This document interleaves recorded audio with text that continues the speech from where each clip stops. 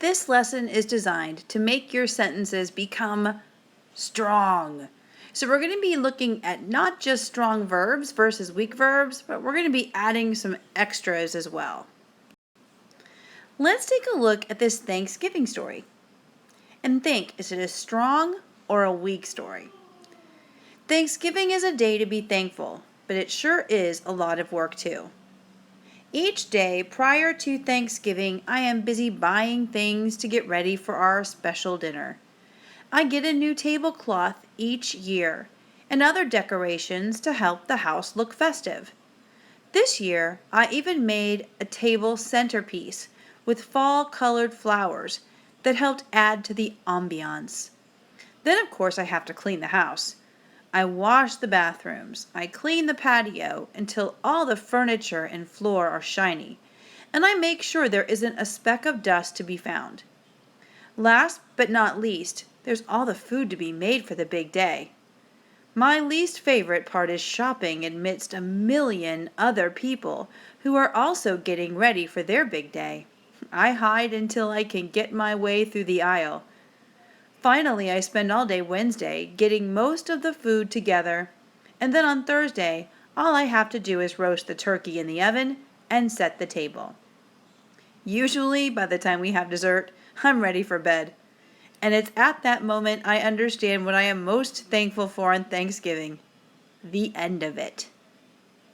Now you'll notice as I read this to you that there were some words that were bold. Those are the verbs in this story, the action words. There are some fantastic words throughout, but if you just go back and you look at those bold words, they look a little weak. They are weak. They're too general. They don't give enough information. So today, now let's look at that same paragraph and we're going to pump you up. Here we go. Thanksgiving is a day to be thankful, but it sure includes a lot of work too. Each day prior to Thanksgiving, I am busy purchasing the right things to prepare our special dinner. I pick out a new tablecloth each year and choose other decorations to help the house appear to be more festive. This year, I even created a table centerpiece with fall-colored flowers that helped add to the ambiance. Then, of course, I have to clean and disinfect the house. I scour the bathrooms, I scrub the patio until all the furniture and floor sparkle, and I ensure there isn't a speck of dust to be found. Last but not least, there's all the food to be baked, sautéed, and grilled for the big day. My least favorite part is shopping amidst a million other people who are also gathering what they need for their big day. I cower until I can escape through each aisle. I spend all day Wednesday getting most of the food together, and then on Thursday, I just have to roast the turkey in the oven and set the table. Usually, by the time we enjoy dessert, I'm anticipating bed. And it's at that moment I realize what I am most thankful for on Thanksgiving, the end of it. Now look back at all those bold words I just read. You can see that they are much more specific. I especially love this choice. This author went from cooked to baked, sautéed, and grilled to really see us. I can almost see this chef going throughout their kitchen, scurrying, getting things ready. And that's what your words should do. So let's see if this is a strong or weak paragraph. We pumped you up. This is a strong paragraph. Now we're going to work a sentence at a time, and let's look at what we need to do. Here's the first basic sentence. The first basic sentence is obviously, hello. Very weak. I ran around the field 3 times. It's a simple sentence. It tells us just what the narrator did, and it doesn't really give us enough information. What we're going to do is we're going to find 3 different ways to enhance this sentence. First, we're going to change the verb. Then we're going to add an adjective.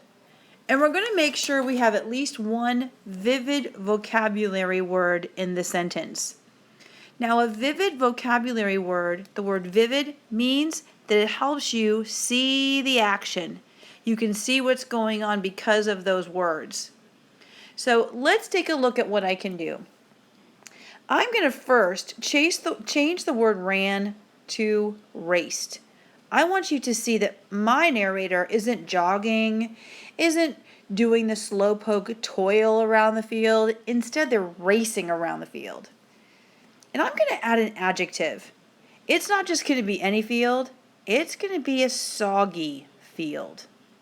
I'm sure many of you have probably gone through that field on your own. And there's a big difference between running around a field and running around a soggy field. Now I want to add those vivid vocabulary words that help you see the sentence. So I'm going to add, let's see, what happens when your feet get soggy? Oh, I know. Until my shoes felt like cement blocks. Ooh, now I added a feeling. Let's see how this sentence looks. I raced around the soggy field 3 times until my shoes felt like cement blocks. Couldn't you almost feel that narrator running around and then trying to lift those shoes up? This is a strong sentence. Now let's do another one before it's your turn. Here's our basic sentence. And maybe not. You've seen this before. My mom is mean in the morning. My mom was always mean in the morning. But here we go. We're going to first change the verb.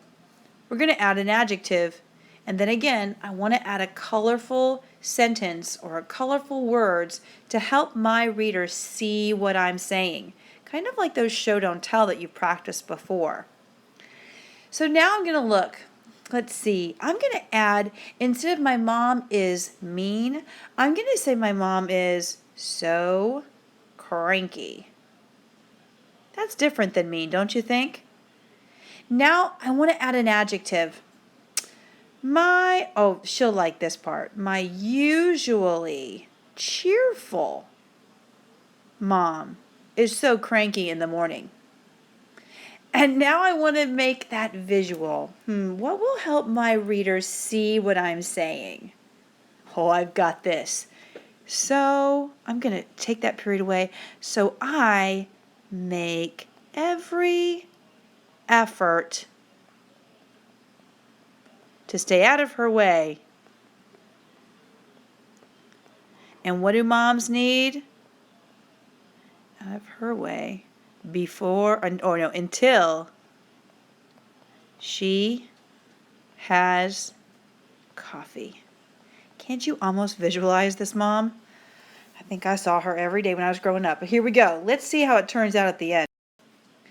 My usually cheerful mom is so cranky in the morning, so I make every effort to stay out of her way until she has her coffee. Perfect. Now this is what you're going to do. On Canvas, you're going to see an assignment. You did part 1, that's this video.